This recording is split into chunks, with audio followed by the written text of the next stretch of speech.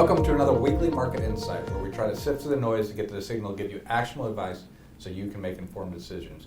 Joining us this week is Jason Mashas with VanEx. And Chris, he's behind me. I'm going to try to hide him often so that you guys don't have to see him. Jason, a lot of things going on in the market. Market's starting off the morning pretty rough with the tech sell-off. I think a good place to start would just be inflation and just the money supply. On the question, so here's a slide on inflation and money supply.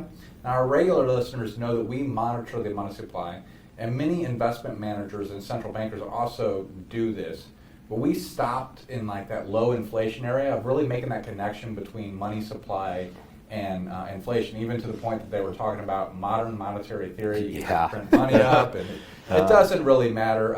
Is this relationship with the money supply and inflation coming back? What are your thoughts on that?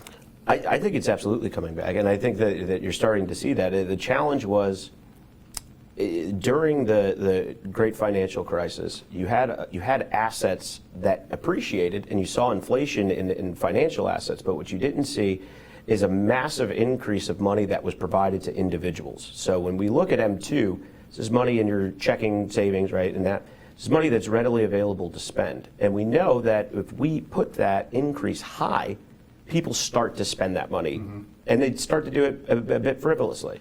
Good example of that would be if we wanted to buy a television and we just received $11,000 in our account that we don't have to pay back, and the TV's actually at a premium of, let's say, $3,000 instead of $2,500, still going to spend it. And so as long as there is more money searching for goods, there's going to continue to be inflationary pressure.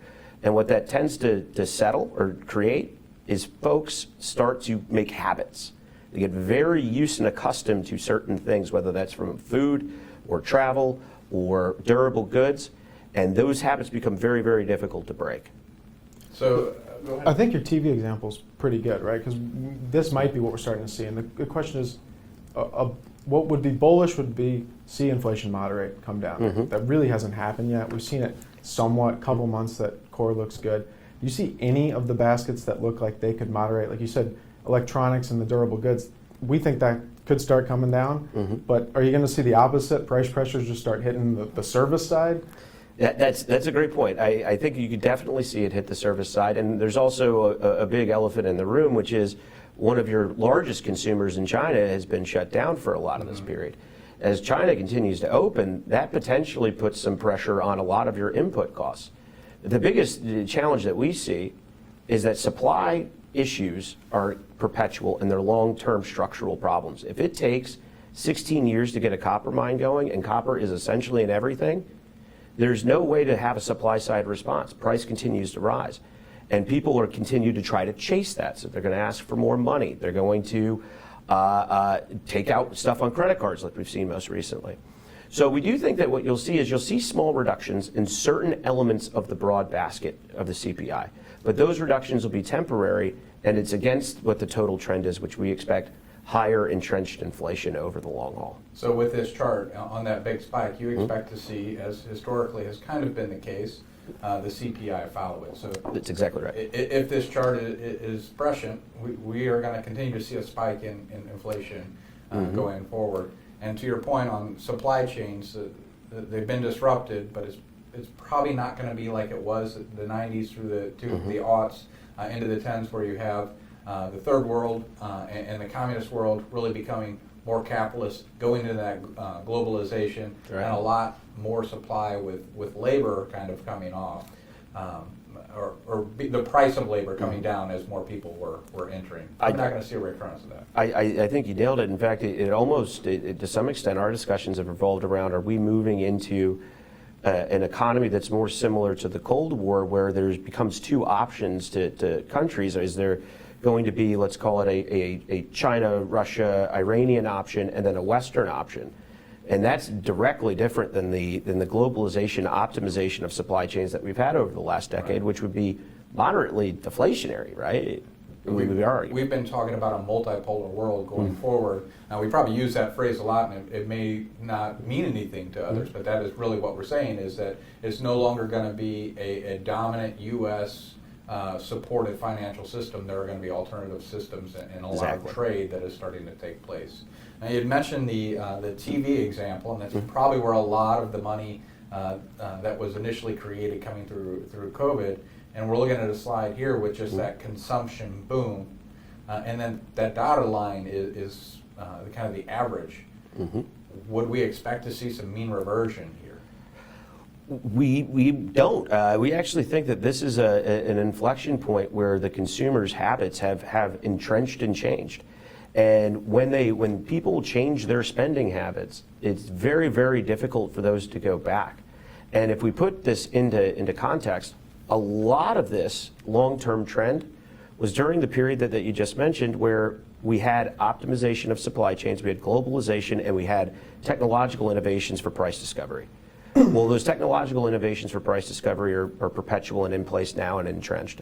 But optimization is getting wider, and the consumer is more and more willing to bid up to buy things. And I think a very simple way to think about this, going back to, I always try to put things into context of like what an individual would do.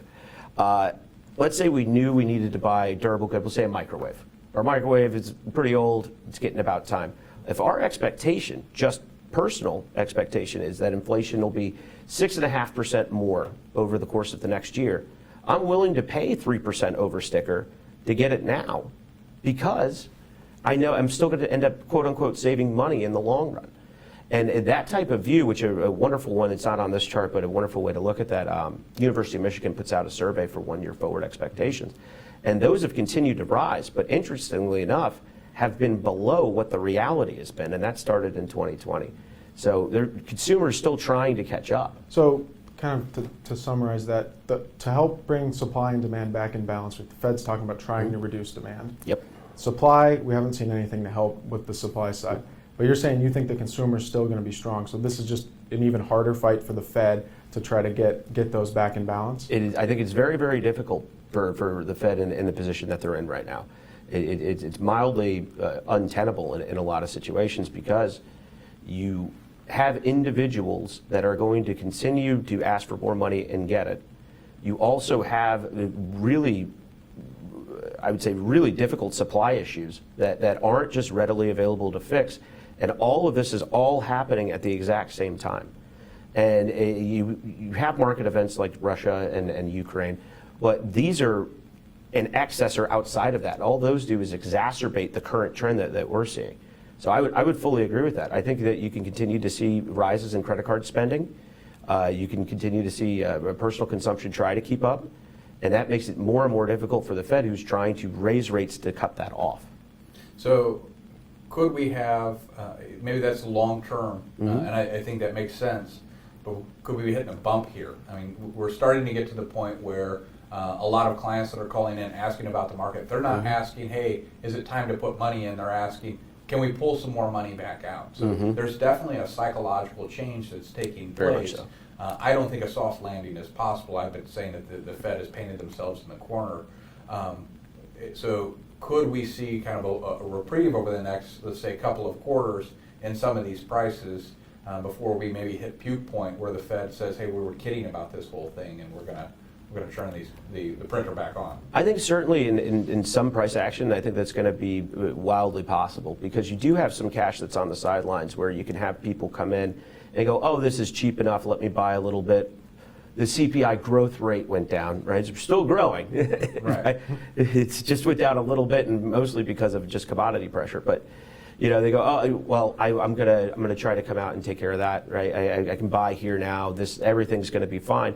When you look at these long-term secular inflationary trend cycles, they do have waves to them. Yes. You have peaks and valleys, but the overall trend of higher inflation stays intact. And what ends up happening is the buy the dip folks eventually run out of money to buy the dip on. And if they keep losing each time they come in, eventually you have this big market puke or big market downtrend that finally blows everything out, and people go panic. So secular inflationary movements often are whipsaw. Yes. You get the highs and lows, especially if you haven't solved the underlying problems. and you're just trying to kickstart it back up with money, you probably exasperate the inflation That's exactly component right. on the other side of that correction or even possible bear markets. Well, I was just going to say, what are you seeing in the labor market? Because that's what the Fed is saying is so strong, right? That's the reason to start this fight, and labor market's just too strong in their opinion. I think there's some truth to that in the sense that we know that there is incredibly low unemployment. I think the problem is that that always seems to be not accompanied with participatory rates, which I think is also low. And I think those two things are very, very important to review in context.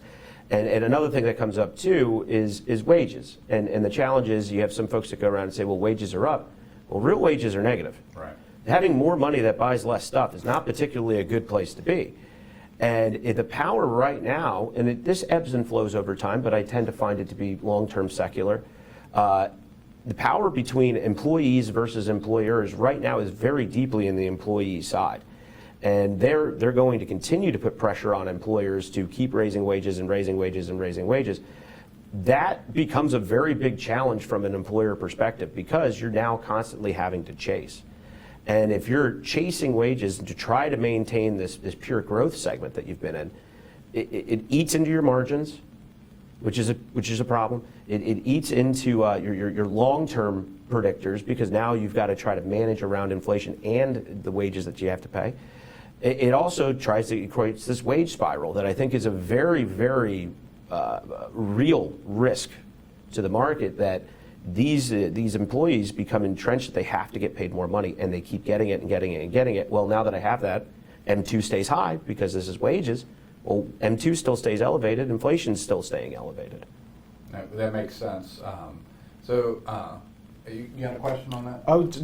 You said partially true, right? You see these, I don't know the number off the top of my head, but job openings, 2 openings per unemployed worker. Do you believe that number? Do you think if things start to slow, are they pulling those job openings just as quickly? We've always held, and this is conversations we've had internally as well, we've always held that those numbers move a lot faster than the Fed can control or predict. And they always tend to be a little bit behind it, partially because they use a lot of lagging indicators. So by proxy, they're always going to be behind with something like that. The issue is for companies, as more and more a dollar today becomes more important than the promise of $4 or $5 in the future, the more and more I need to react to that. And it becomes a bigger cash hoard. And that means that I would have to start pulling those jobs off. If I can afford, let's say right now, 5 people, and now wages have gone up again. Well, now I can afford 4. Now I can afford 3. Now I can afford 2. And the reason why that keeps getting up is because I'm getting priced out of my own labor market. And eventually it becomes, well, I can't fill it, so we're going to have to focus less on growth and more on margin now and try to get more dollars today. And I think that transition for businesses is happening right now.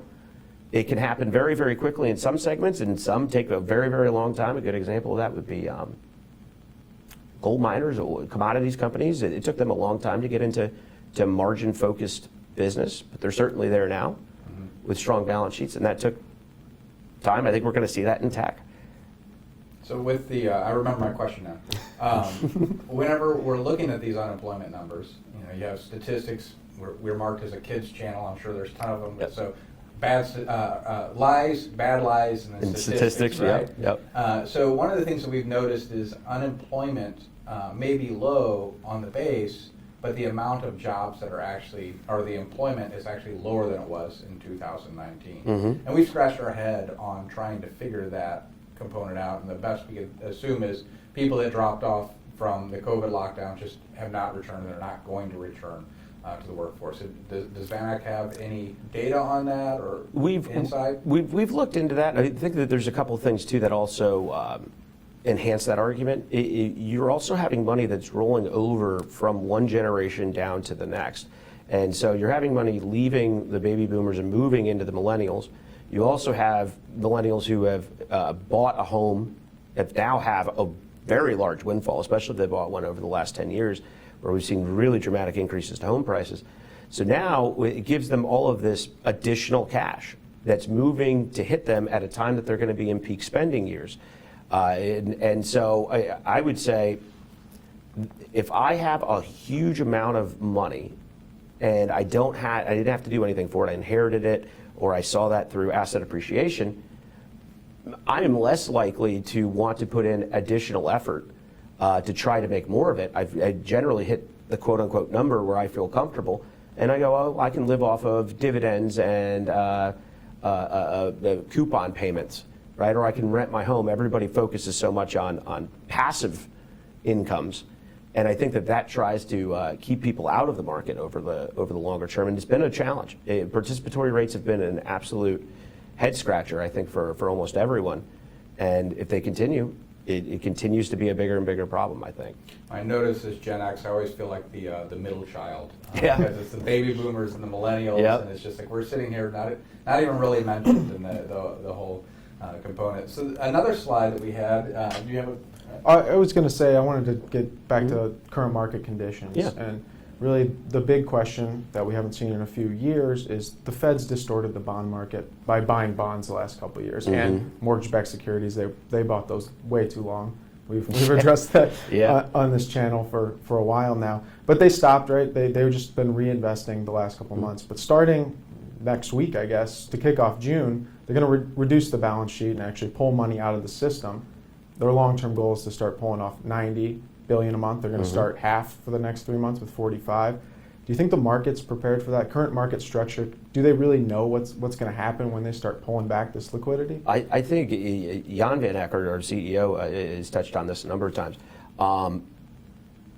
No. Essentially, the longer that you end up in a situation where you don't allow free markets to find a market price, the more and more difficult it becomes to predict where that price is going to be. So when you pull predictable liquidity out, and that's been the majority of your liquidity now that's been buying, right? So if I pull that back, it takes the market a long period of time to figure out where equilibrium really is, because we haven't had a chance to get to it in so long. So the longer that you pervert a market, the worse that snapback very well could be. And the challenge for the Fed is, are they able to continue to both quantitative tighten and raise rates in conjunction with each other and not roll the economy over? And to your point, we think that that's a very difficult proposition, and very unlikely soft landing. It's just a hard thing to price in, right? Very, very difficult. I mean, it would be impossible to price it because you don't have a clear... You don't have a clear... price. Right. So we don't have a balance of supply and demand. The Fed is expanding their balance sheet to do that. And you have a slide here where the Fed is, like, the debt to GDP has grown substantially. And it's not because the market has sought to lend a lot of money to the government, because it should be from market prices is if somebody has more and more debt, the interest rate should increase, not decrease. So who knows where the actual equilibrium is, as you said. I guess we're still trying to figure that out. Right? I think until all of the purchasing and all of the selling, all of this market entrance stops, we're not going to be able to find an equilibrium until then. And the process of finding it, I think, will be very, very vibrant. And it could be a long slog till we really know. And that's, I think, a wonderful point on the slide. When we look at debt to GDP, you see this huge increase, but you don't see the repercussions of that increase, and that's solely because of market perversion. And so now that you remove that, there can be some serious moves. And does the Fed flinch? Do they come back in and go, this is too much too quick, we need to come back in and start purchasing, or we need to lower rates, or we're going to stop selling, and we're going to stop raising rates? And that becomes a very likely risk. And the repercussions of that could be difficult, because now we're continuing to push off price discovery. So if they were to do that, like we've been calling them chicken hawks, right? Yep. They come out as hawkish, but they're chicken. They're gonna the tractor is gonna go into the ditch. Yep. So a lot of that, I think, especially because what's going to happen if they don't? Interest rates are going to move up. Well, who is the person that has to pay the most interest rate? And that would be the U.S. government. And whenever you look at the amount of debt service, if we go back to normal, just 4% on the entire the average interest that they're paying on from 0 to 30 years, this starts to consume most of the actual revenue that the government is getting. So wouldn't there be political pressure for the Fed to act because of that? Yes and no. I think that the challenge becomes is a lot of times that political pressure is applied more, I think, on the fiscal side with Congress. And we know our issues with Congress doing something is very, very low, right? And a lot of times it tends to be very emotionally based, so they tend to do things that are the worst ideas. A good example of that would be a discussion of trying to put in price controls at the time that you need reinvestment. I mean, all of us know that rent control has a very bad reaction to pricing. It doesn't do what it's expected to do. It makes matters worse. And so I think that there will be political pressure, but every time there tries to be a cut, and this is just a fun comment, it's happened in every administration whenever they've tried to cut down on something, they don't even make a cut to where it goes from $1 today, we're going to spend 80 cents. It was, no, we promised 130 cents, but we'll only do 115. And there is still a huge pushback from people saying, oh, you're cutting this and this is going to damage, and it's very emotionally laden and becomes very, very difficult for Congress to react to it. And I try to do that with the CFO all the time. He doesn't actually let me get away with it. But I'm like, we're cutting. And I just love bad jokes. So the opposite of pro is con. So the opposite of progress would be Congress. So certainly, well said. certainly issues there on on the fiscal side and just the politics of it all. This is an interesting slide. Chris, you want to take this one?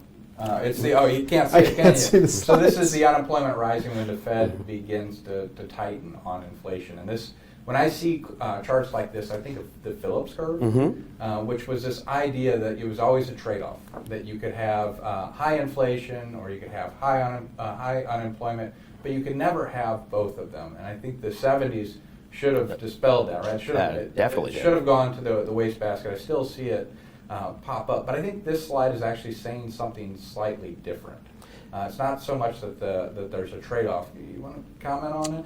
Yeah, I think a couple things. I mean, first, to your point too, between 2010 to call it 2020, the Phillips curve certainly wasn't working either, right? And I mean, I think that the idea is very, very good to learn about in your early phases of economic study, but in application, I think it really does challenge.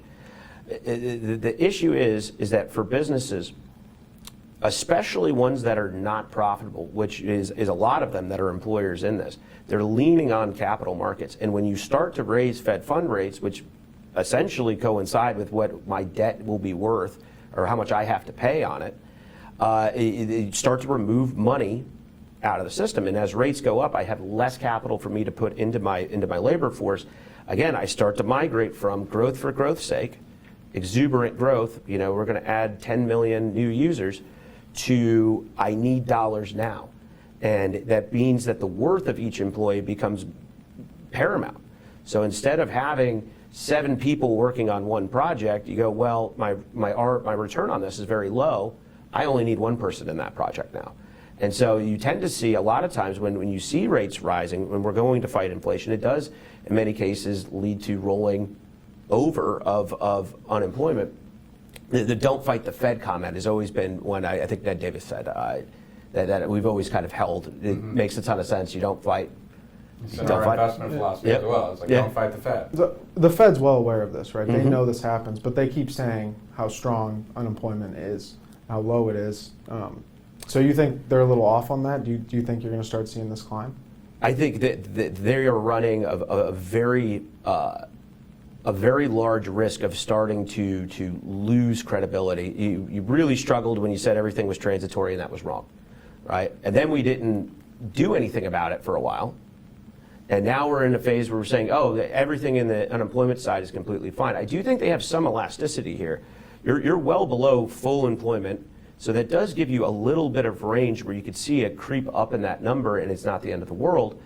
The challenge is that the Fed has not particularly done a great job of being able to control that. And so I think that they're saying that things are fine. I think that sometimes it comes across to me as hopeful. And that's not the way that we really would want the Fed to react. We want the Fed to be very, very clear in what their concerns are. And our argument would be very straightforward. If you go into this wage spiral, trying to get out of it will be very, very painful. You end up in a Paul Volcker-like situation where you may have to really put a lot of high pressure on rates to starve off demand. And we're hoping that we don't go to that. But we think that the Fed more and more needs to start communicating with the market about the real risks that are out there, especially involving the labor force, instead of this more sanguine view that they've continued to put out. Consumers fine, unemployment's fine, we're going to raise rates and we're going to soft land this. And you go, just as an aside, I'm a Jets fan, and that's like you saying, oh, well, we drafted a new quarterback, we're going to the Super Bowl. And you go, no, you still have no offensive line, no real talent in any of your skill positions, and you've turned your coach over every 2 years. So it's not all fine. Right, so just raising the interest rates by definition is going to slow the economy. What is the economy but a bunch of people trying to work and make value, right? That's exactly right. This was a really interesting slide to me, is the impact on corporations, and really the way that I'm reading it at least, and tell me if I'm reading it incorrectly, is really who can push off the inflation onto the end user, the consumer, depending on what you're selling, and then the variables. And one of the things that we had been talking about earlier in the year and into last year is we needed to start taking some of the cyclical component of our portfolio out. We didn't go full value, but we were very heavy growth, and we started to add things like energy, staples, utilities that we thought would pass those on. One of the things that I found interesting is that technology is actually positive on this chart. Is that they just are, by definition, the super scalers of their business, and they'll continue to do that, or are they able to push off the price increases to their end user? Some of them can, some of them can't. And so I think for technology, there's two things. If you have a product that's in design or function that essentially absorbs what the economists used to call the last commodity, which is big data, right? And Alphabet would be a really good example of that, right? They absolutely can raise prices because they're operating in something that's proprietary that allows them to more and more target data and where it's going. AWS would be another good example of that. Microsoft, to some extent, a very good example of that. There are companies that are in IT, though, that don't have that ability, that essentially their value proposition is we're the lowest cost provider, or we broker two parties together, and those companies absolutely struggle in this environment. And so what our point would be with tech is kind of two things. You have to almost stock pick in that area, where you have to do the fundamental work of understanding these businesses and asking, do you have pricing power or do you not? Do you have profitability or do you not? But then also taking into account that some of the moves in tech is also based upon multiple. So yeah, they are able to pass inflation on in some cases, but they were at such a high multiple before that there's going to be multiple compression and a readjustment in pricing. You see the opposite of that, we think, in commodities, where also price givers, profitability now, but they were at an incredibly low multiple. And so we think the market's still trying to find an equilibrium. If you look at the S&P growth and value, right, and you take that as a ratio, but prior to entering this inflationary segment, it was the highest it had ever been for growth outperformance, even higher than where we were in '99. And you see that also manifesting itself in just the weightings of the S&P by sector. We think that normalizes again, and that we went maybe a little too far to one end of the curve. Now it's going to come back in. So what areas of opportunity are you seeing, at least in the short to midterm? I know we actually mentioned cyclicality and also approaching cyclicality, right? Energy is usually very cyclical. Yep. But isn't trading like it's cyclical now because you have all the underinvestment? Maybe the same for commodity producers across the board. So where are you seeing areas of opportunity or in this cycle? Natural resource equities, we think, are still a very, very attractive play, and it's for a lot of those reasons. First and foremost, you're able to pass that on, but second, a lot of them have put in place a formula for variable dividends, and that formula is now increasing return on capital. And at a time that people are really struggling with yield, because most of your yielding assets are attached to duration and quality, and that becomes an issue, these guys are able to supplement that by being very clear on when their special dividends or variable dividends are going to arrive. That's especially true in energy. The other issue is that there's this long structural in-place trend that started a couple of years ago, where there is this migration to efficiency. And I'll give you a really simple example. The use case for driving an electric vehicle right now is very high because the value proposition is oil is expensive if you don't have oil. Fine, right? So your expectation, I think, would be that you're going to see more EV sales. The challenge is that the EVs use substantially more copper than your original internal combustible engines do. Well, copper is unbelievably inelastic right now. And so as the challenge for I think consumers is as value propositions have manifested themselves, the use case of it just perpetuates the central problem, which is for commodities, we have underinvested in them for the better part of 10 years. And that underinvestment is not a light switch that we can just flip on. These take a really long time. If I have to build a road to get to a copper mine, we've got to do that before we can even get started, and that's before we can start pulling equipment in. That's before we can even start hiring labor. That's a very long slog. If you put a 10-year project in for oil sands or offshore drilling and you canceled that, I could say, hey, we're going to start doing that again, and let's assume I get the permits, right? Because that's up for debate. But it's not something I can flip on. I still have to build a platform. I have to do all of these things. That takes years. And so the challenge is in commodities, we think that people forgot the old adage that high prices fix high prices, low prices fix low prices. And we came off of a low price area. Well, that's starting to get fixed. And so we think that those areas are, especially in natural resource equities, are incredibly attractive. They're still underinvested. They're still not widely held. They fix a central problem, which is getting some yield on it. But they also have really attractive balance sheets at a time that is becoming more and more the priority. We think that this is very much a stock picking segment market, and we think that that's going to be true over years, not months. We think that'll be a very long-term trend, and I think this is an area that's attractive. Yeah, it reminds me of courses in economics. Whenever they talk about the economy, you have basically four phases: is the resource procurement, the production, the distribution or sales channel, and then ultimately the consumption.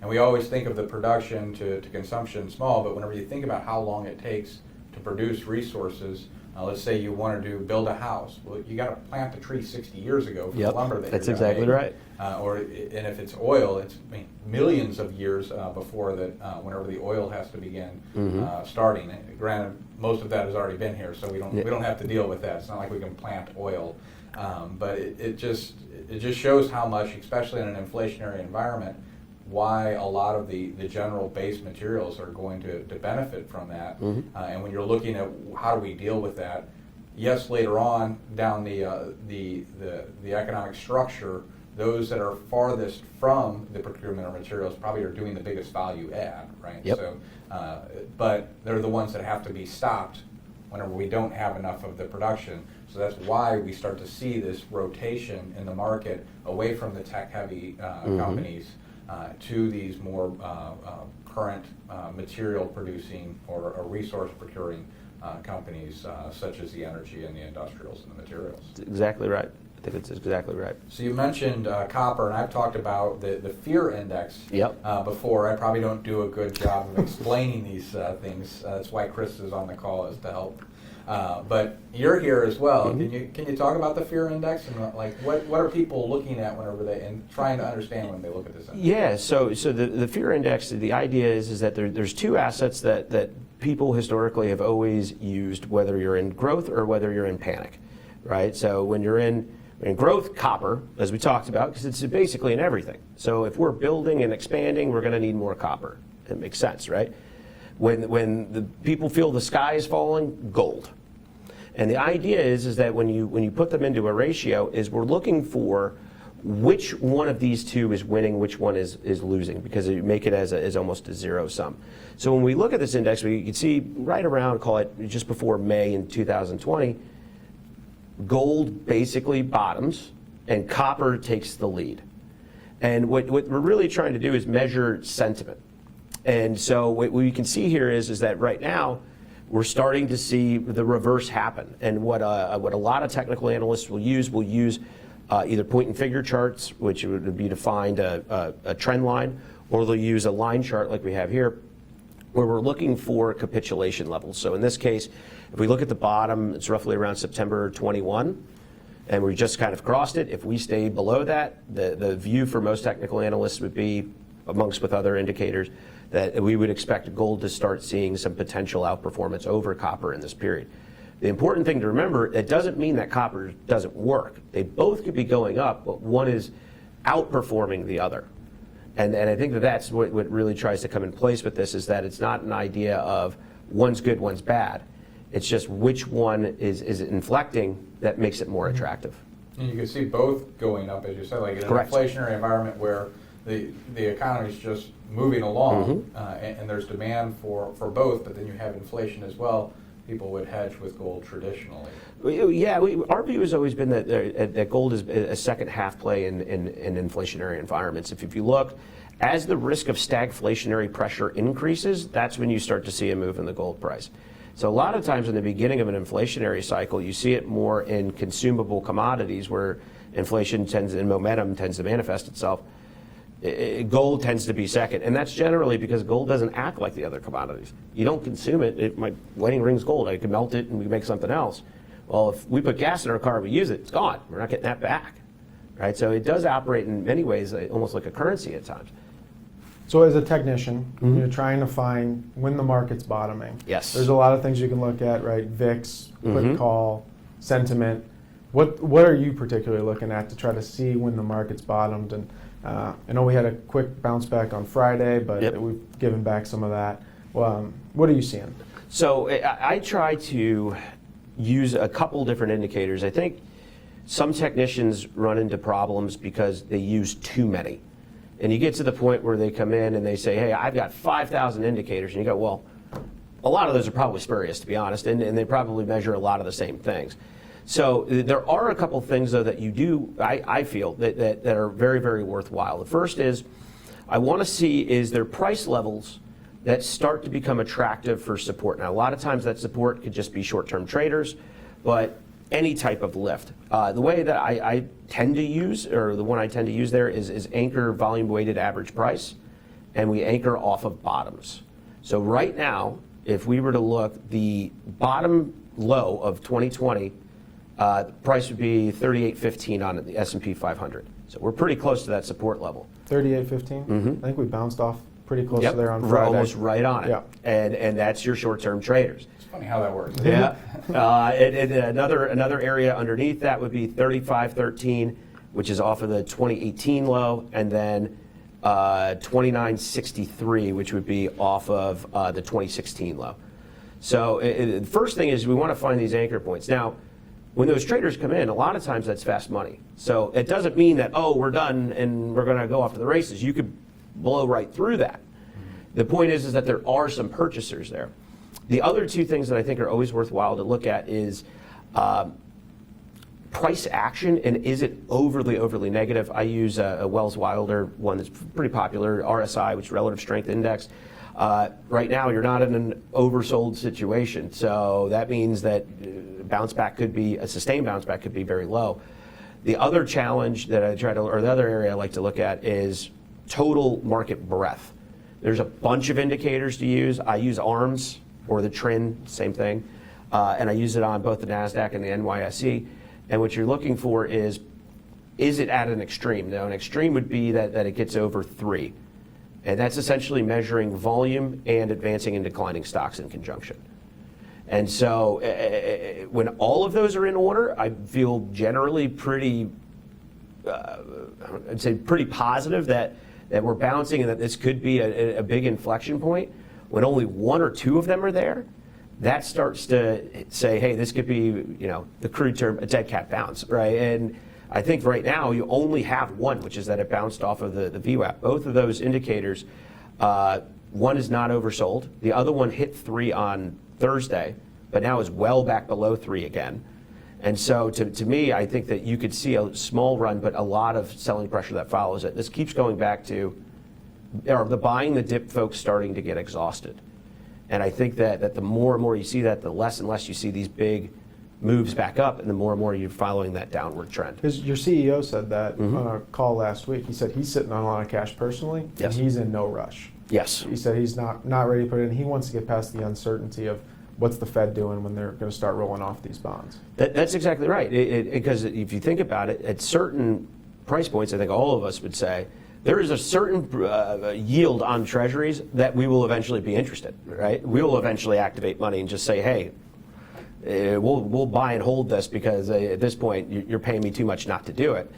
And I think to Jan's point, we've got to let that happen first. And until that happens, you now have all of this predictable purchasing that's leaving. And that's liquidity coming out of the market. And we understand the way that markets in general function, when they're functioning appropriately, is there's more buyers than sellers, it goes up. If there's more sellers than buyers, it goes down.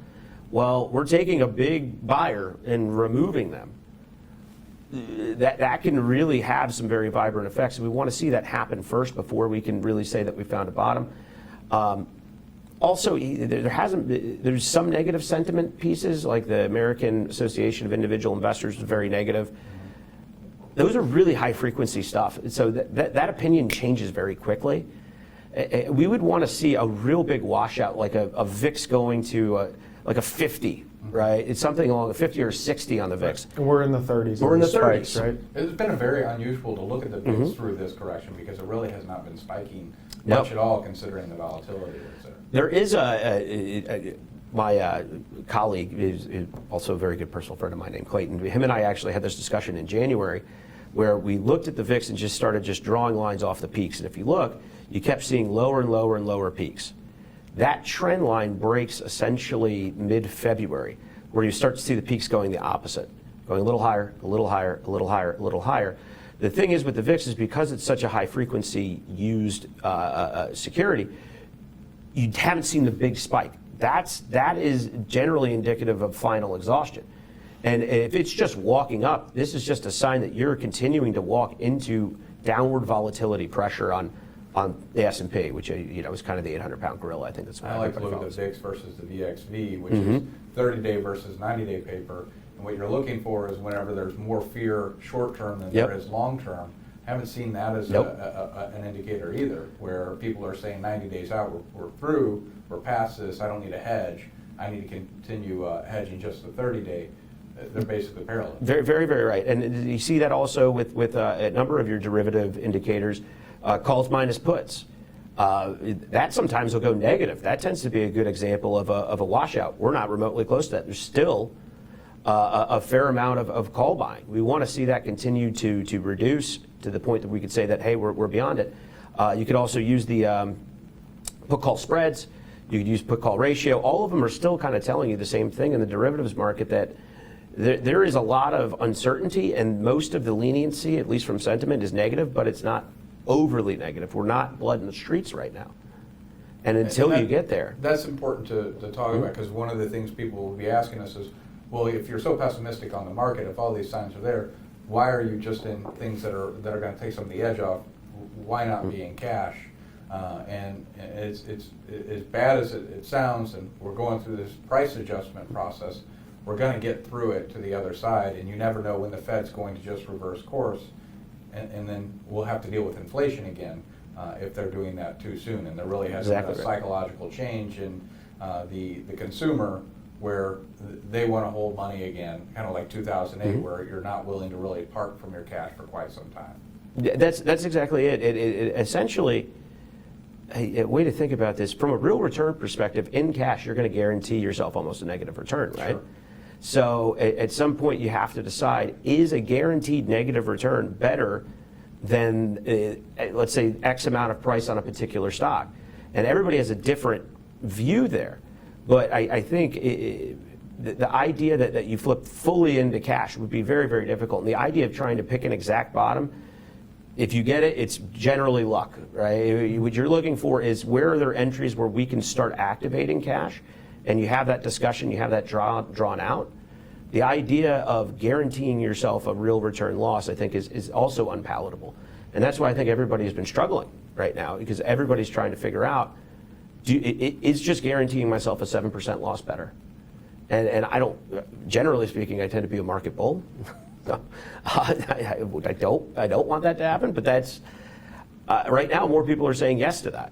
Right. But when this finally does turn, that 7% to the downside could easily be made up in a single day. That's exactly 7 right. to 9% off of a bottom. That's normal on Very, how very true. we in these corrections. Very, very true. Chris, you have anything? I was just wondering, my final question I had for you was credit. Are you following credit spreads? They're not looking good to us. Yeah. Been rising, but they're just pretty, following with the market coming down too. So I was just curious how you guys view credit spreads. So we think of credit spreads in a number of different ways, but I think the one that we probably follow the most is looking at double B OAS, but essentially saying to yourself, how much am I getting paid to take risk? And if we think of high yield as risk and we think of investment grade as less risky, there are certain areas that eventually you're getting paid enough to be there, right? And you continue to see spread expansion. Well, that's indicative of the type of market we're in. People want to make more money because they feel that the risk environment is not particularly attractive to take. I think in general, a couple notes that we had internally last week was about the concept that yes, we've seen spread expansion. Yes, the double B adjusted is above 3. It's been as high as 8. It was high as 8 in 2020. It's been up in the 5s. So it looks more that we're headed that area. But eventually, everybody has a dollar amount that I'm willing to take risk on. And a good example of that, if we go all the way back to 2020, right, it feels like forever ago, you eventually were having oil companies getting downgraded that they were paying you a ton of money to be there. You're picking them up at so many pennies on the dollar that eventually people said, well, yeah, I guess I am willing to take a risk here. We don't think we're there yet. We do, though, think that is something to monitor very closely because eventually you will get to that point. Similar with closed-end funds, especially in the muni market. How big of a discount do we need till somebody wants to come in? And we think following those is there. We don't think we're there yet.